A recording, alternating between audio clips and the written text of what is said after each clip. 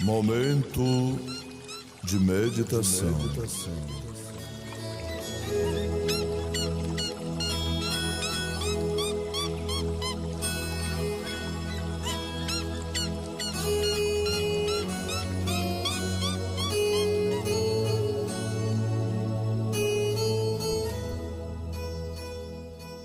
E depois, imediatamente, e dizei aos seus discípulos que já ressuscitou dos mortos, e eis que ele vai adiante de vós para a Galileia, e ali o vereis.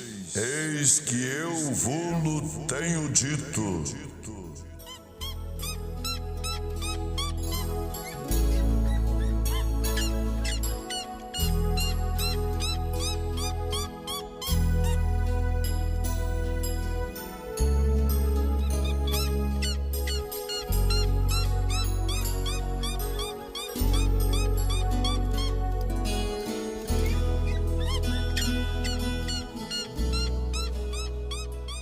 Cristo no meio dos tristes e abatidos.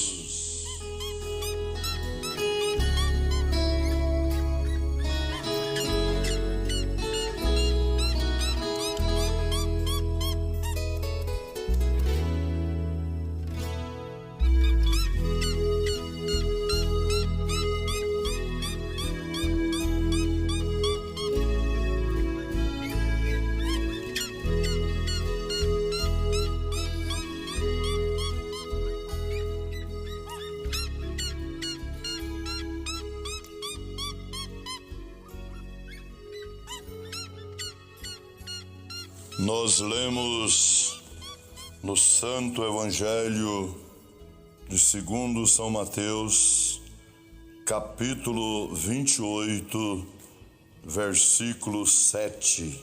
E o profeta de Deus para esta era, o irmão William Mário Brana, na mensagem: Ide e dizei aos meus discípulos. No parágrafo 123 em diante, havia dois, um chamado Cefas, e assim por diante. Eles estavam a caminho de Emaús, e eles estavam indo com os corações partidos e entristecidos, e eles estavam indo falando sobre isto. Oh, quão ruim era!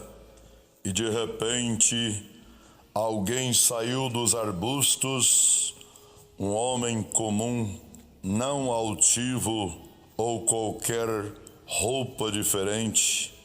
Ele se vestia como o restante dos homens. Ele usava seu cabelo e sua barba exatamente como o restante deles usava. Ele não era diferente. Ele não fazia nenhuma grande diferença. Sua vida provava suas credenciais, o que ele era, e é assim que Deus deseja que sejamos, deseja que nossa vida seja nossas credenciais.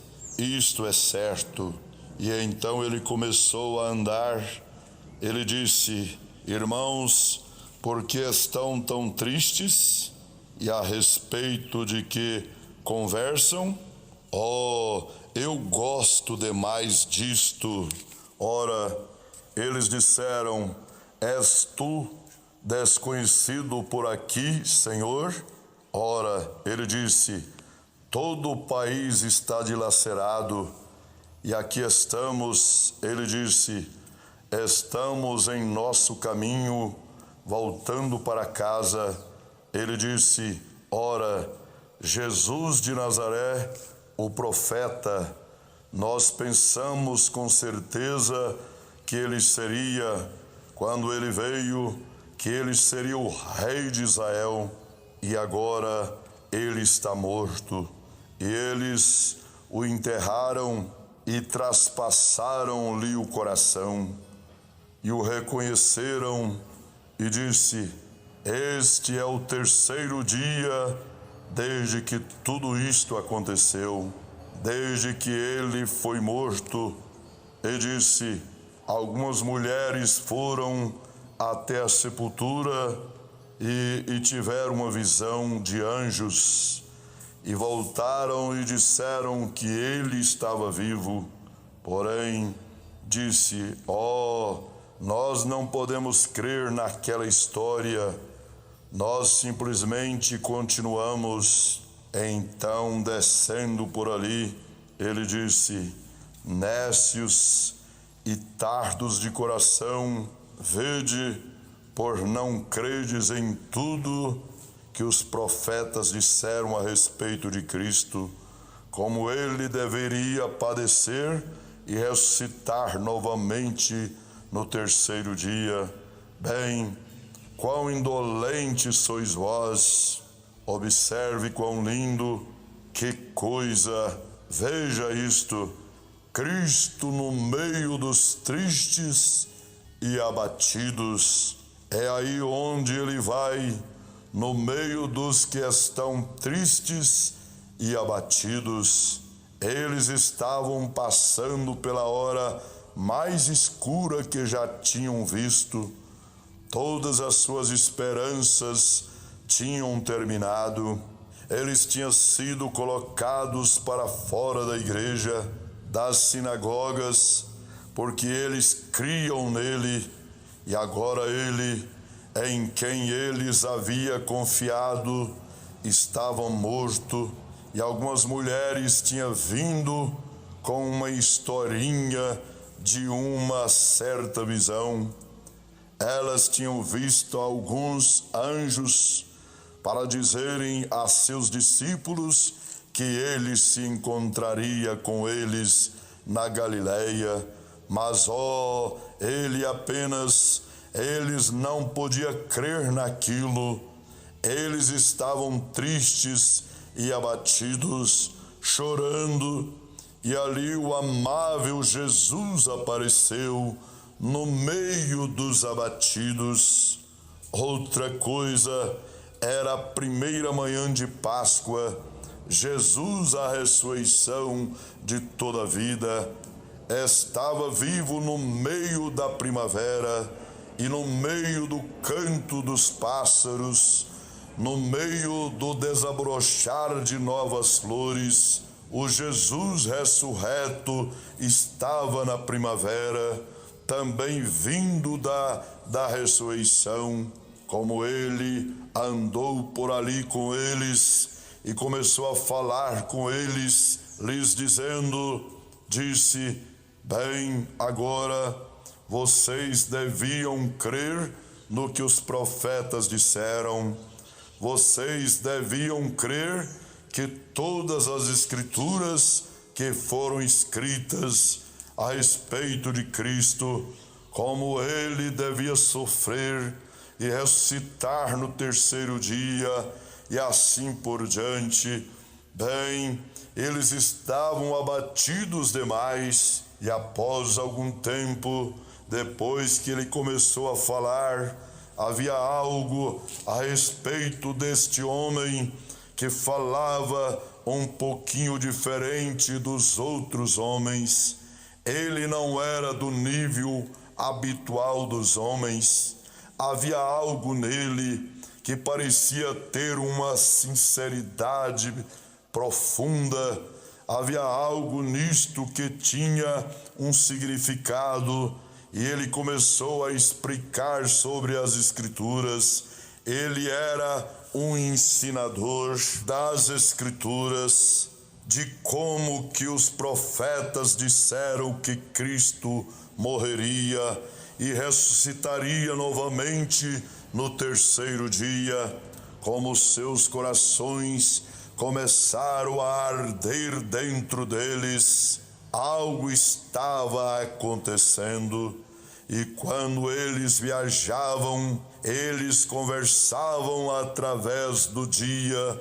Agora eles estavam à distância de mais ou menos alguns estádios. cerca de 1,5 milhas de Jerusalém, onde eles estavam indo, andando devagar, bem com o próprio Cristo ressurreto, e não sabiam disto. Quantas vezes tem ele se assentado no barco com você? Quantas vezes ele esteve com você nas horas de suas provas e problemas e você não reconheceu? Quantas vezes ele estava no volante quando você quase foi morto naquele acidente, ou apenas evitou aquele acidente ou algo assim, e você não reconheceu que era ele? Como ele estava com você quando o barril estava vazio e a botija estava vazia e não havia nada para as criancinhas. Como que aquele homem chegou e colocou aqueles alimentos bem na porta, seja lá o que fosse, aquele era Cristo. Ele está vivo hoje, ele não está morto, mas ele vive. Encontrando-me há poucas manhãs atrás com um médico muito ateu em Louisville, eu fui ali depois de chegar da África, eles estavam me examinando para a ameba. Ele disse: Reverendo Brana, ele disse, e o senhor crê naquela tolice? Eu disse: sim, senhor. E ele disse: o senhor quer me dizer que crê que aquele homem ressuscitou dos mortos? Eu disse: sim, senhor, eu creio. E ele disse: como o senhor pode provar que ele ressuscitou dos mortos? Eu disse: eu posso provar que ele é o Cristo ressurreto. Como pode ele? Eu disse: ele vive em meu coração. É assim que eu sei que ele ressuscitou. Aqui dentro, ele me transformou de um pecador para um cristão. Ele mudou minha natureza, ele mudou minhas atitudes, ele mudou tudo que havia em mim. Ele me fez uma nova criatura. Portanto, eu sei pessoalmente que ele ressuscitou dos mortos. Ele disse: eu creio que ele morreu. Eu disse: eu creio também, mas ele morreu, sim, mais do que isto, ele ressuscitou dos mortos, e hoje ele vive dentro de nossos corações. É por isso que somos felizes e podemos cantar. É por isto que podemos mencioná-lo aqui há não muito tempo atrás. Jesus Cristo, o Filho de Deus, fez um grande milagre para mim em minha própria vida. Ele tem feito milagres por você. Ele anda com você diariamente. Ele anda com cada crente. Eis que estou convosco todos os dias, até a consumação dos séculos. Não importa o que aconteça, Cristo ainda vive e reina hoje no coração humano. É por isso que, como diz a história, você observe, a cada manhã nós levantamos enfadados e saímos. Bem, estou meio adormecido e assim por diante. Não é de se admirar que tenhamos pressão alta e diabetes e tudo mais. Observe um pequeno sabiá. Ele levanta a cada manhã, a primeira coisa que faz é virar sua cabecinha em direção aos céus e começar a cantar com todo o fôlego que tem. Nunca se viu nenhum deles com pressão alta, andando com muletas, com diabetes. Disse um pequeno sabiá, disse uma vez, bem, qual será o problema? Disse, com estas pessoas, estas coisas e criaturas que se chamam de seres humanos? Disse, ora, eles devem ser tão tristes. Talvez eles não tenham um Pai Celestial como nós temos, que cuida de nós. Certa noite, realizando uma reunião aqui na Igreja Batista de Milton, quando eu era o pastor lá, eu estava indo para casa com um velho amigo meu para ficar a noite toda, e eu costumava observar, quando eu passava, havia um rouxinol assentado no arbusto de cedros ali. A noite toda ele cantava com todo o fôlego que tinha, o mais alto que podia cantar, de modo que eu pude compreender, porque os pássaros cantam quando o dia amanhece. Eu posso imaginar que a luz do sol batendo neles o faz cantar. Mas o que faz aquele rouxinol cantar? Então eu peguei um livro e comecei a ler sobre o rouxinol. Eu vim a descobrir que o rouxinol, o que o faz cantar é que ele observe os céus, e todas as vezes que ele pode olhar e ver as nuvens se moverem para trás e ver uma estrela, um raio de luz, ele começa a gritar e cantar com todo o fôlego que tem. Por quê? Porque ele sabe que o sol está brilhando em algum lugar. Ele está falando à terra que o sol está brilhando em algum lugar. Irmão, irmã, desde que no fundo do meu coração, através das nuvens negras de tormenta e provas e problemas, se eu puder sentir o Espírito Santo atravessar de vez em quando e me dar uma bênção, eu sei que o poder de Deus continua vivo e reina em alguma parte, isto é certo. Se eu puder perguntar àquela estrela da manhã, o que faz você brilhar aí em cima? Por que você está brilhando? Ela diria, não sou eu que estou brilhando, irmão Brana.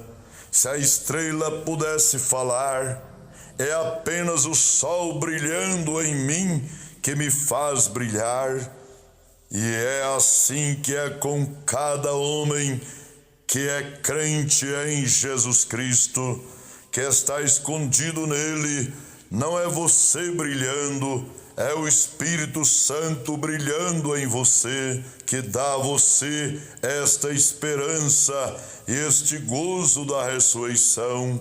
Eu costumava dizer, falando aqui sobre uma velha fonte da qual eu costumava beber, ela borbulhava e saltava, e saltava e saltava ao redor de Milton. Eu queria saber por que aquela fonte saltava. Então um dia eu me assentei ali e conversava com ela. Imagine um homem conversando com uma fonte, mas eu estava falando com a natureza, o qual fez a fonte, e eu quis saber o que te faz tão borbulhante, tão saltitante. É porque as crianças vêm aqui e bebem de você, ou eu bebo de você, ou algo assim?